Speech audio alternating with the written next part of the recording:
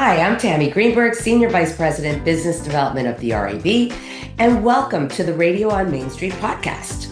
Our latest series comes to you from the 2025 A&A Masters of Marketing Conference, which was held in Orlando, Florida. Team RAB spent a week learning, growing, and sharing the power of radio among over 3,000 brand marketers. The conference theme this year was Powering the Industry Agenda. And we heard a lot about growth through the fusion of AI, data, and human creativity, all working together to deepen connections and deliver real results.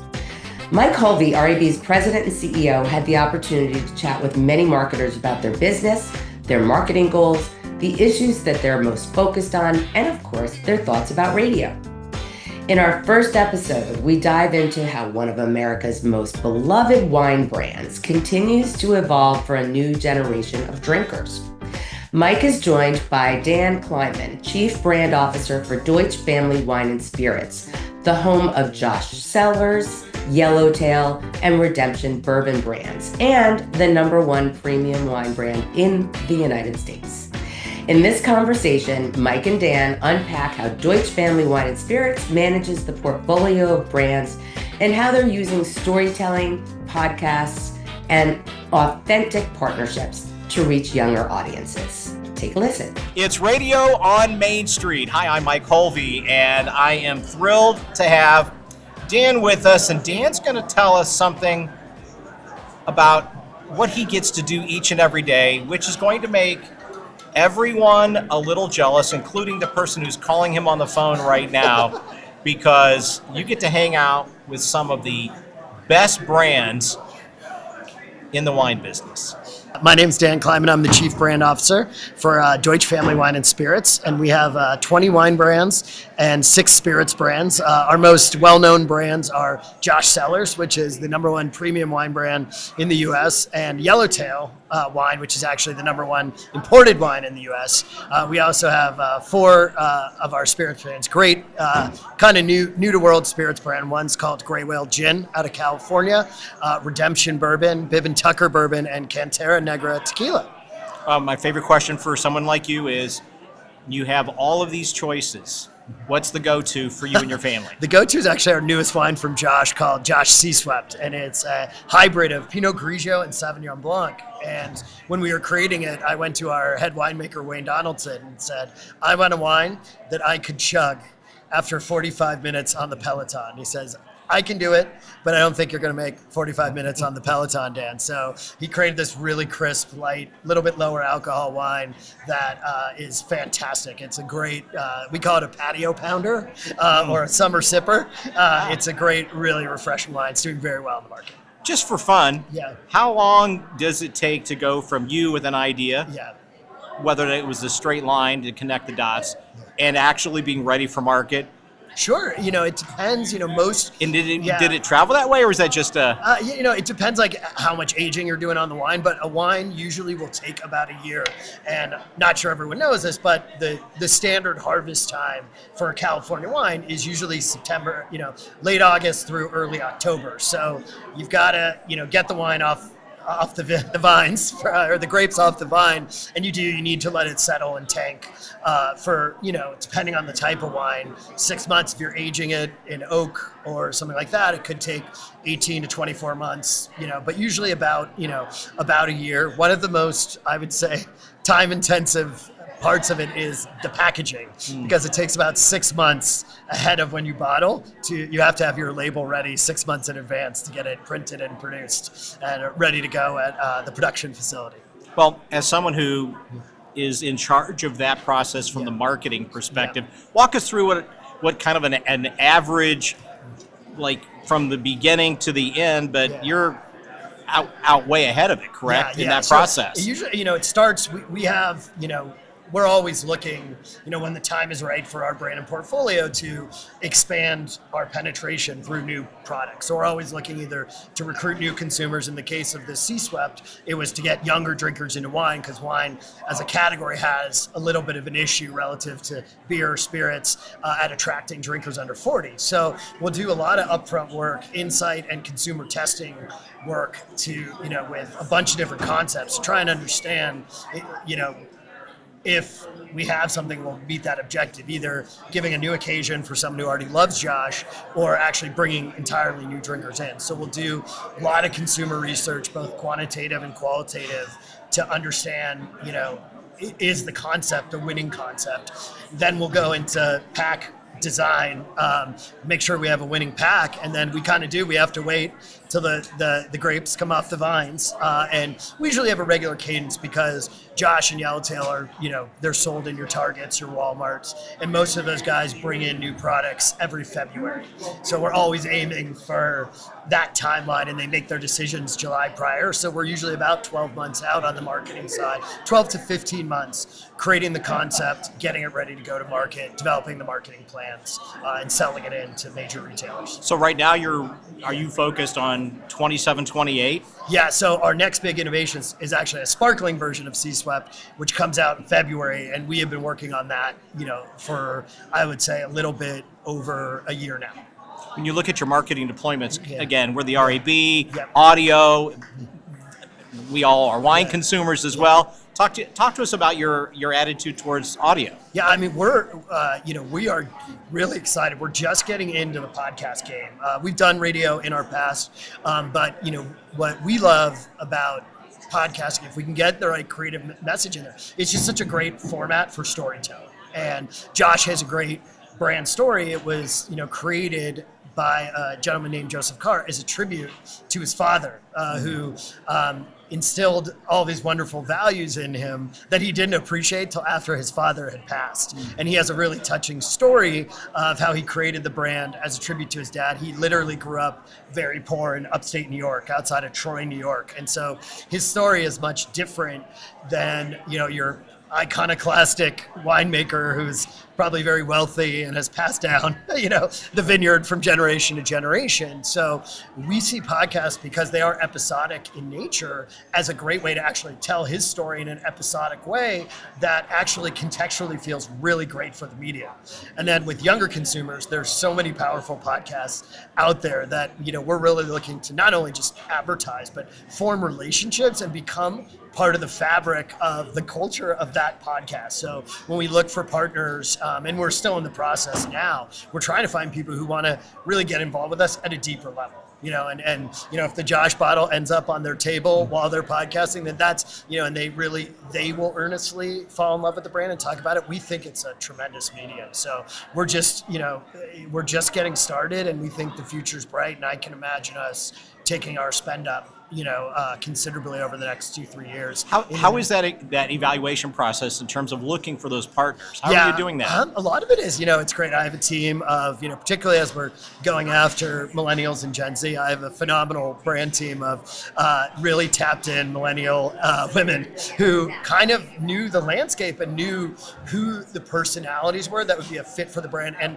have that kind of rabid followership, and even, I look at my best target consumer is my wife, and just, I asked her once, like, tell me where you get your sources of influence, and I said, just write them on a piece of paper, and in the past it might have been Vanity Fair, and now it was pretty much all podcasts and influencers on social media. So you can just see how particularly podcasting is coming in and shaping the way we get news, we get entertainment, we get information, and just seeing it in my own life, it kind of said, we got to be here, So we're excited, and we think it has huge potential for many of our brands.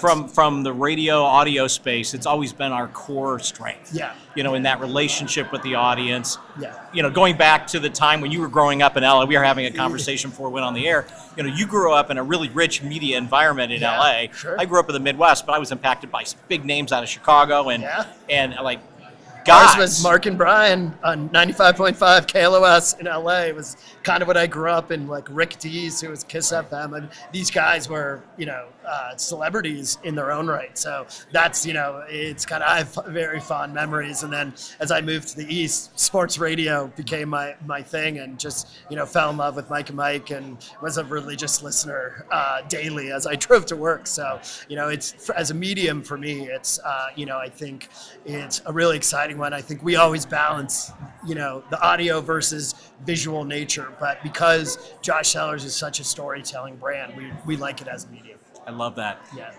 AI, Yeah. it is certainly front and center here at the conference. Last year during the ANA, it felt more new. It felt more like, hey, we need to be understanding what it is. Today it feels more like it's becoming normalized and part of our DNA. What's your view? Yeah, I think it brings tremendous potential and then tremendous risk. And it's interesting that we're here at the ANA and we're talking about AI, but in the same breath, the committee I'm on, which is Brand, Media, and Creativity, has Cannes Lions talking about the creative effectiveness ladder and creating enduring icon campaigns. And I think the examples they use of enduring icon campaigns when they presented to my company were The World's Most Interesting Man from Dos Equis and You're Not You When You're Hungry from Snickers.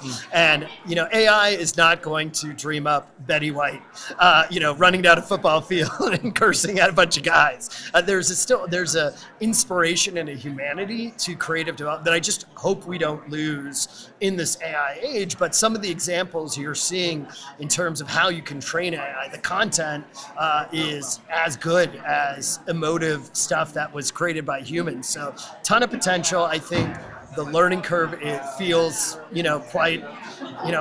quite big, and the security concerns, I think, have us moving as a company moving a little bit slower than I would love. But I think it's conferences like this when you can meet folks who are really out there doing it at scale, where you learn so much and you can take that back home and to your own teams and provoke them to say, how can we move faster? What could be solutions? Because the solutions are powerful. I mean, we saw everything from generating briefs through AI, creative testing through AI that you could get readout on your creative in 10 minutes, and they've trained AI to behave like humans. So the potential, particularly to, lower production costs, shorten creative development timelines, is really there. I just don't want to lose that human element of a great idea as we're doing all of this. And that is one of the themes. Yeah. You can't take the human out of it. Yeah. We're talking about processes and some development, but at the end of the day, your customer, my customer, is still human.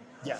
And that element of connection will never go away. And I think no one has cracked teaching AI to be like a creative brain, which maybe they should. Maybe that's an idea coming out of our chat, because every creative I've known has such a wonderful and quirky mind that, and it is there, to all you creative people, thank you. You're so unique. And I think I would hate to lose that, because, they just bring such a unique perspective. It's their life's craft. And, that's hugely valuable to me personally. So let me get this right. You walk into a meeting with your creatives and you start off with saying, okay, everybody, you're all quirky.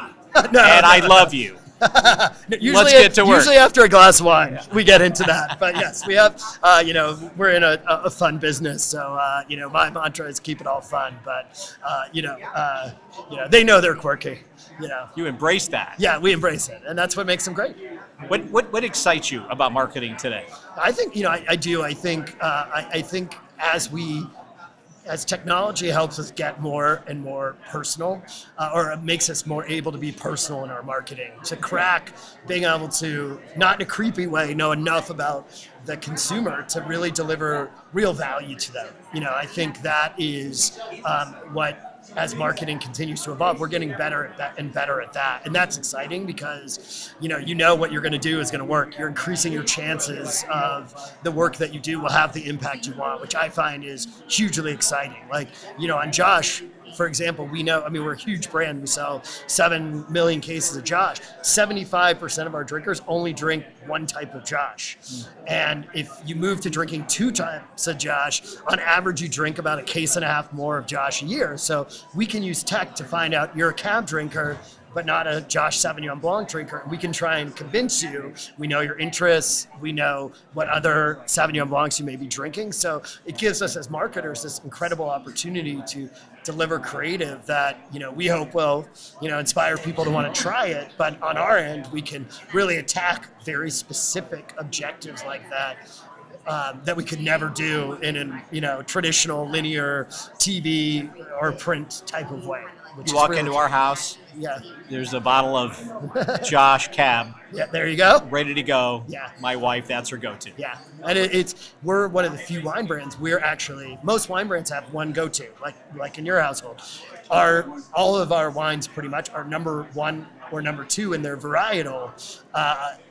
In the price tier that Josh is in. So we're the number 2 Cabernet. We're now about to, we're creeping up, and because most Sauvignon Blanc is from New Zealand, we're creeping up on the number 2 spot in Sauvignon Blanc. We're number 1 in Pinot Grigio. We're creeping up in Pinot Noir. But it's all built off almost like unique buyer bases. So if we can get those buyer bases to cross-pollinate more, and that with Martech, we can do that. And that's hugely exciting. Well, audio conversations, podcast, your influencers, we're going to help drive you wine got it. sales. I'm looking forward to it. Well, I'm going to give you one chance to look into that camera and sell a bottle of Josh.